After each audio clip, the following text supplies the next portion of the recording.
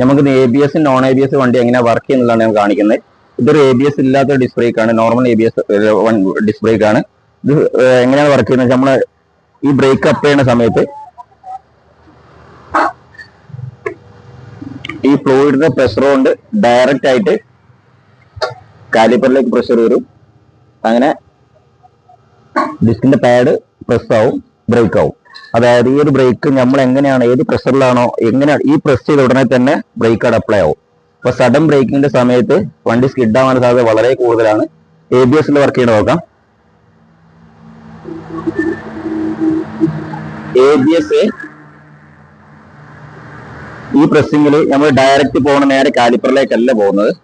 ഇവിടെ ABSന്റെ മോഡുലേറ്ററിലേക്കാണ് direct pressure പോകുന്നത്. ആ മോഡുലേറ്റർ അതിന് കൺട്രോൾ യൂണിറ്റ് ആണ് കൺട്രോൾ ചെയ്യുന്നത്. ഇവിടെ ABSന്റെ ഒരു സെൻസർ കാണും, അതേമാതിരി ABSന്റെ ഒരു പ്ലേറ്റും കാണും കേട്ടോ. സെൻസ് ചെയ്യുന്ന ഒരു പ്ലേറ്റും കാണും.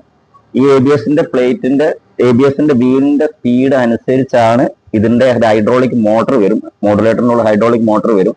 ആ മോട്ടർ വിട്ട് പിടിക്കുകയാണ് ചെയ്യുന്നത്. അതായത് നമ്മൾ എത്ര സ്പീഡിലാണ് ഓടുന്നത് അത്രയും സ്പീഡ് അനുസരിച്ച് സ്പീഡ് സെൻസ് ചെയ്തതിനു ശേഷം വിട്ട് നമ്മൾ മാനുവലായിട്ട് ഈ പമ്പ് ചെയ്ത് പിടിക്കുന്ന അതേമാതിരി തന്നെ ഒരു സെക്കൻഡിൽ 15 മുതൽ 20 വരെ പ്രാവശ്യം പമ്പ് ചെയ്തുകൊണ്ടിരിക്കുമ്പോൾ ABSന്റെ മോട്ടർ, അതായത് ഹൈഡ്രോളിക് മോട്ടർ. അങ്ങനെയാണ് ഡിസ്ക് വീല് ലോക്ക് ആവാതെ വണ്ടി നിൽക്കുന്നത്. അതായത് ABSലുള്ള വണ്ടി പെട്ടെന്ന് സഡൻ ബ്രേക്ക് ചെയ്ത് കഴിഞ്ഞാലും വീല് ലോക്ക് ആവില്ല.